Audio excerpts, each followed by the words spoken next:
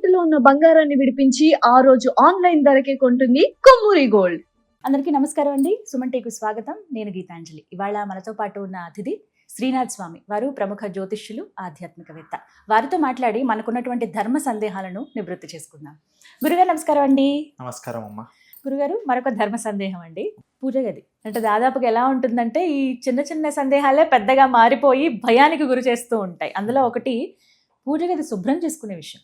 అంటే పఠాలన్నీ శుభ్రం చేసుకుంటాం. కొన్ని పండుగలు విశేషంగా మనకి అమావాస్య అవ్వగానే ఇంకా ప్రారంభం అవుతాయి. అమావాస్య వచ్చిందని ఒక భయం. ఏ పండగ అయినా బుధవారం వస్తే మంగళవారం అసలు ఫోటోలు తీయాలా వద్దా అని భయం.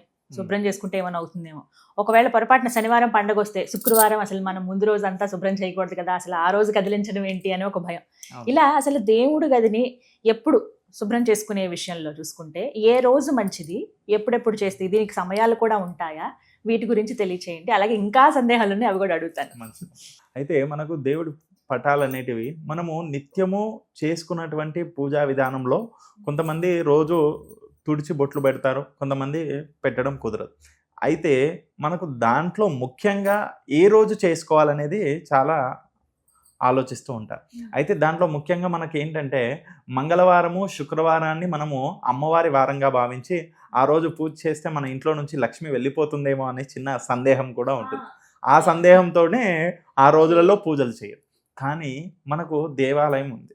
దేవాలయంలో మనకు ఏం చేస్తారమ్మా, శుక్రవారమే అభిషేకం ప్రత్యేకంగా పెట్టుకుంటాం.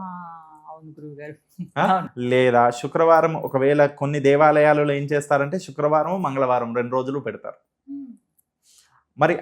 మరి దేవాలయంలో చేస్తున్నప్పుడు మన ఇంట్లో చేసుకోవడంలో తప్పులేదు. కానీ మనుషులు మనము నిమిత్త మాత్రము, మనకు చింతలు, ఆలోచనలు, అలాగే ఆశలు ఎక్కువగా కాబట్టి అలా లక్ష్మీవారము అలాగే మంగళవారంలో మేము చేయకూడదు అనే ఆలోచన ఉన్నవారు ఖచ్చితంగా ఒక రోజు మనకు పండగ ముందు రోజు మనకు లక్ష్మీవారం వస్తుంది చేయడం కుదరదు అని అంటే అంతకంటే ముందు రోజు కూడా చేసుకోవచ్చు. లేదా ఆ పండగ రోజు పొద్దున్నే ఇంకా కొద్దిగా పొద్దున్నే లేసైనా చేసుకోవచ్చు. మరి పండగ రోజు తీయడము అని అంటే పండగ రోజు చేయకూడదు అని చెప్పడానికి గల కారణం ఏంటంటే పండగ రోజులలో మనం అవన్నీ చేసుకోవడానికి సమయం చాలా పడుతుంది కాబట్టి మనం చేయలేము అనే ఉద్దేశం. అంతేకాని పండగ రోజు చేయకూడదని కాదు. కాబట్టి ఆ రోజు పండగ రోజు కూడా చేసుకోవచ్చు, అది విశేష ఫలితం ఉంటుంది.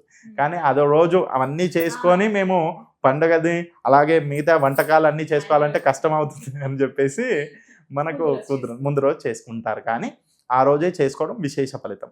అందులో ముఖ్యంగా ఆడవాళ్ళు పాటించాల్సినటువంటిది, తెలుసుకోవాల్సినది ఏంటంటే శుక్రవారం మంగళవారం కూడా చెయ్యవచ్చు.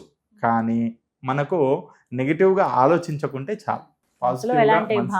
మంచి భావనతో మనకు ఆ రోజులలో కూడా చేసుకోవచ్చు. లేదా ముఖ్యంగా ఈ బుధవారము గురువారం రోజులలోనైతే ఖచ్చితంగా ప్రతి వారం కూడా బుధవారం గురువారము సోమవారం ఈ 3 వారాలు విశేషంగా మనము ఆ పటాలను క్లీన్ చేసుకొని అలాగే నిత్యము చేసుకునేటటువంటి విగ్రహాలను కూడా మొత్తం కడిగి బొట్లు పెట్టేసుకొని వాటిని పూజలో మనము నైవేద్యాలు, ధూపము, దీపం, నైవేద్యం చేసుకోవచ్చు. ఇప్పుడు మామూలుగా అమావాస్య రోజు తీయొచ్చా అండి? ఒకవేళ తీయాల్సి అమావాస్య రోజు మనకు ఒకవేళ చేయాల్సి వస్తే అమావాస్య రోజు అయినా కానీ మనము నిత్య దీపారాధన అని చెప్పుకుంటాం. మనం ఇంట్లో చేసేటటువంటి నిత్య దీపారాధన, దాంట్లో అమావాస్య అయినా కానీ సరే అమావాస్య కూడా విశేష ఫలితం ఉంటున్నాం.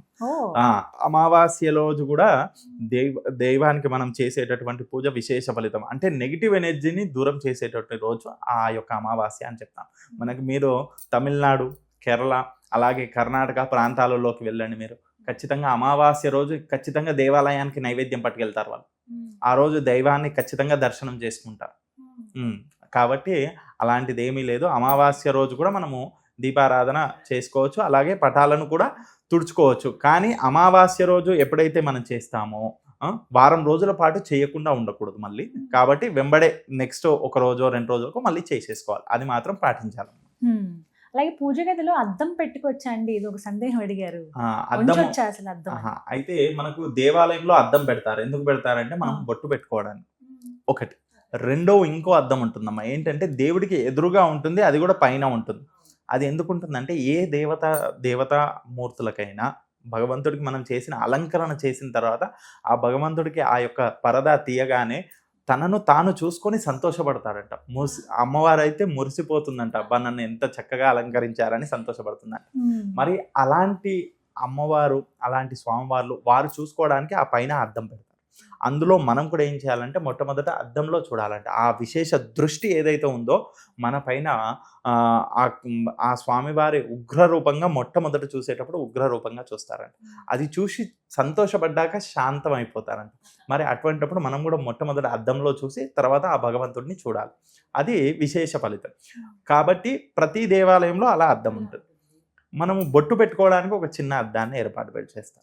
కానీ మనము ఇంట్లో మాత్రము మనము అవసరం లేదమ్మా. ముఖ్యంగా ఏంటంటే ఆ అద్దం ఉండడం వల్ల మనం డైవర్ట్ అవుతామని చెప్పొచ్చు. మనం పూజ భక్తి జ్ఞానంతో మనం అక్కడ కూర్చొని ధ్యానం చేసుకుంటూ ఉంటాం, లేదా జపం చేస్తూ ఉంటాం, లేదా ఏదైనా ప్రార్థనలు చేస్తూ ఉంటాం. కానీ మధ్యలో అక్కడ అద్దం కనిపించగానే ఒకసారి ఇలా అంటాం. అలాంటిది కాకుండా ఉండాలంటే మాత్రం ఆ అద్దాన్ని అక్కడ ఉంచకూడదు. అవసరం లేదు గురుగారు. అలాగే కొన్ని ఫోటోలు ఛిద్రం అయిపోతూ ఉంటాయి, అలాగే కొన్ని అద్దాలు అవి పగిలిపోతూ ఉంటాయి, ఏదో ఒక రకంగా పాడైపోయినవి, అనుకోకుండా చేజారి కింద పడినవి, ఇలా కూడా ఉంటాయి కదా. అవి పూజించదగినవా కాదా? అలాంటివి పూజ చేయకూడదమ్మా. అయితే పూజ చేయకూడదని చెప్పేసి వీళ్ళు ఏం చేస్తారంటే అవన్నీ తీసుకెళ్ళి ఏదైనా దేవాలయంలో పెట్టేస్తారు, చెట్టు కింద పడేస్తారు, తోవలో వెళ్తూ ఏదో చెట్టు కింద పడేస్తారు, లేదా ఇంకా చెప్పాలంటే డస్ట్బిన్ లో వేసేస్తారు, అంటే చెత్తలో వేసేస్తారు. అలా చేస్తే వాళ్ళు ఎన్ని రోజులైతే పూజ చేశారో అదంతా కూడా వ్యర్థం అయిపోయినట్టు, అదంతా కూడా చెత్తబుట్టలో పడిపోయినట్టు. అంత దోషం అమ్మ. అంటే ఆ చెత్తబుట్టలో పడిపోవడమే కాకుండా ఆ చేసిన దోషానికి పాపం కూడా వాళ్ళకు కాబట్టి అలా కాకుండా దానికి విశేషమైనటువంటి నేను విధానం చెప్తానమ్మా. అది ఏంటంటే ఒక పటాన్ని మనం ఏదైతే తీసుకుంటామో ఆ దేవుడి పటానికి మనకు ముఖ్యంగా ఉంటుంది ఏంటంటమ్మా ఒక ఫ్రేమ్, దానికి గ్లాస్, మధ్యలో పేపర్, అంతే కదమ్మా. ప్రతి దానికి అలాగే ఉంటాయి. మరి అలాంటి వాటికి మనం ఏం చేయాలంటే ఆ గ్లాస్ లో నుంచి బ్యాక్ సైడ్ నుంచి తీసేస్తే ఫ్రేమ్ విడిగా వచ్చేస్తుంది. ఆ పేపర్ తీసేసుకొని మనం ఇంట్లో ఎక్కడైనా పెట్టుకోవచ్చు. ఇంట్లో ఏదైనా బుక్స్ లో పెట్టుకోవచ్చు. మన దగ్గర భగవద్గీత ఉంటుంది, ఆ భగవద్గీత బుక్ లో పెట్టుకోవచ్చు. ఆ పేపర్ ఫ్రేమ్ ని పడేసేయండి, ఆ చెత్త బుట్టలో పడేసినా మనకి ఏమి ఇబ్బంది లేదు. అంతగా చేయించుకోవాలి, అది మనకి సెంటిమెంట్ అంటే మళ్ళీ ఫ్రేమ్ చేయించుకోవచ్చు. ఇంకో విషయం ఏంటంటే ఆ పేపర్ ని కూడా మనము నదిలో వేసేయచ్చు. మరి పాతగా అయిపోతే నదిలో వేసేస్తుంది. పేపర్ అనేది ఏంటంటే నీళ్ళల్లో పడింది అనుకో మెత్తగా అయిపోయి కరిగిపోతుంది, ఏమి ఇబ్బంది లేదు. కానీ అదే ఈ ఫ్రేమ్స్ వేసేసారనుకోండి ఆ అద్దాలు ఎవరికైనా పుచ్చుకుంటాయి, ఆ ఫ్రేమ్స్ ఎవరికైనా తగులుతాయి, అన్ని ఇతర జీవులకు కూడా ఇబ్బంది, వాటన్నిటికీ కష్టమే. కాబట్టి అలా కాకుండా ఇలా చేసుకోవడం విశేష ఫలితం. ఏ దేవాలయంలో కూడా పెట్టొద్దమ్మా, అది చాలా దోషం. దేవాలయంలో పెడితే మాత్రము 1కి 100 రెట్లు దోషం అమ్మా. ఎందుకంటే అది తీసేవాడు ఇప్పుడు పురోహితుడు తీయాలి, అక్కడ ఉన్న అర్చకుడు తీసేయాలి. ఎందుకంటే పని వాళ్ళు కూడా తీయమంటే స్వామి మేము ఇలా తీస్తాం స్వామి అంటారు, అర్చకుడు తీయాలి. ఆ దోషం మళ్ళీ అలా ఫాలో ఆన్ అవుతామమ్మా. అలా కాకుండా ఉండాలంటే మాత్రం ఖచ్చితంగా ఈ విధంగా ఫ్రేమ్ ని విడిగా చేసి ఆ పేపర్ ని తీసి పెట్టుకుంటే సరిపోతుంది. గురుగారు, అలాగే దేవుడి గదిలో ఖచ్చితంగా ఉండవలసినటువంటి చిత్రపటాలు, ఎందుకంటే ఎక్కడన్నా క్షేత్రానికి వెళ్ళాం అనుకోండి, గుర్తుగా ఒకటి తీసుకొచ్చి చక్కగా దేవుడి మందిరంలో పెట్టేస్తాం. అలా ఇంకొక క్షేత్రానికి వెళ్తే ఎవరో గిఫ్ట్ ఇచ్చారని, మనకి బాగా ఇష్టమని, ఇలా బోల్డ్ అని అయిపోతూ ఉంటాయి. ఇక వాటన్నిటి శుభ్రం చేసుకునేటప్పుడు పగలు కూర్చుంటే మధ్యాహ్నం అయిపోతుంది. ఎప్పటికప్పుడు అనిపిస్తూ ఉంటుంది ఇన్ని ఫోటోలు పెట్టాం కరెక్టా కాదా అని, లేదు ఒక 2-3 పెట్టుకుంటే సరిపోతుందా. ఇలా సందేహాల్లో భాగంగా మిమ్మల్ని అడగాలనుకున్నది ఏంటంటే అసలు దేవుడి గదిలో ఉండాల్సిన చిత్రపటాలు ఏవి? మంచి విశేషం అమ్మ. ఇది చాలా మందికి తెలియని విషయం. ఏంటంటే చిత్రపటాలు ఇంట్లో ఎన్నంటే అన్ని పెట్టుకోవడం కంటే నాకు తెలిసినది నేను చెప్పాల్సిందమ్మా.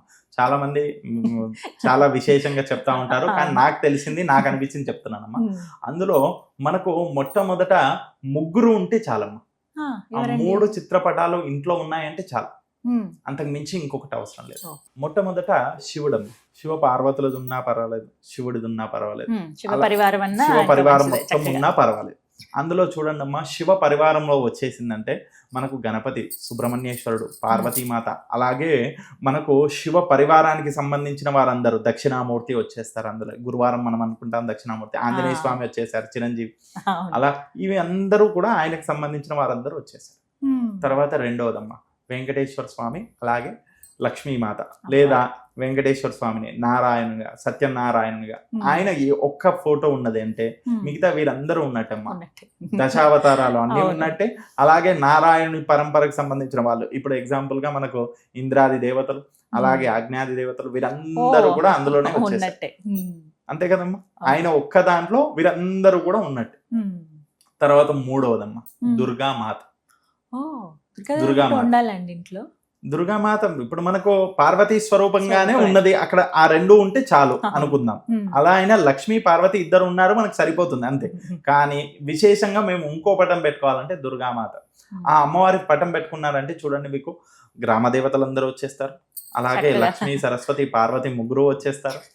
ఇంకా మనం ఇష్టదైవముగా భావించేటటువంటి అమ్మవార్లందరూ వచ్చేస్తారు.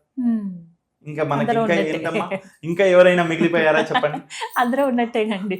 అందుకనే ఆ 3 పటాలు ఉంటే చాలు అని నేను చెప్తానమ్మా. అందులో 3 కూడా కష్టం అనుకుంటే ఈ 2 అయితే ఖచ్చితంగా అమ్మా, లక్ష్మీ నారాయణులది అలాగే శివ పార్వతులది, ఇవి 2 ఉంటే చాలమ్మా. అందరూ ఉన్నట్టే అవి 2 పటాలు పెట్టుకొని పూజించుకోండి చాలు. తర్వాత అందులో మనము ఎక్కడికైనా వెళ్ళాము, తీసుకొచ్చుకున్నాం పటము అని అనేది ఏదైతే ఉందమ్మా, ప్రతి చోట వెళ్ళిన చోటల్లో ఒక పటం తెచ్చుకోవాలనేది ఎక్కడా లేదమ్మా.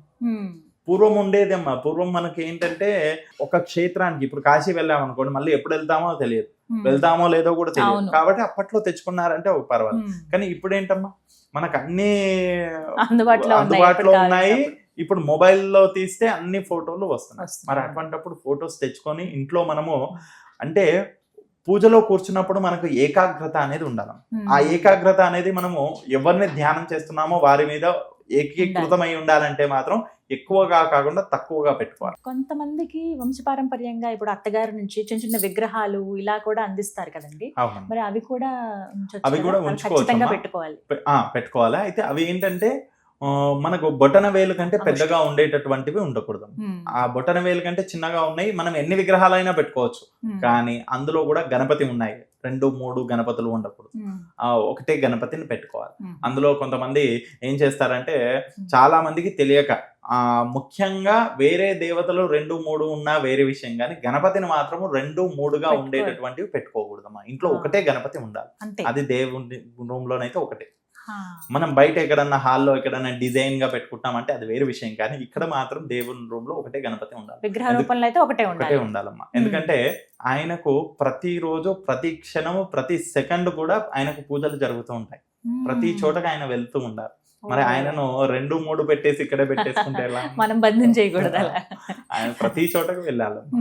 కాబట్టి పూజా మందిరంలో ఇలా మాత్రం అలా పెట్టుకోవాలి. చక్కగా వివరించారు గురుగారు, ధన్యవాదాలండి. సంతోషం.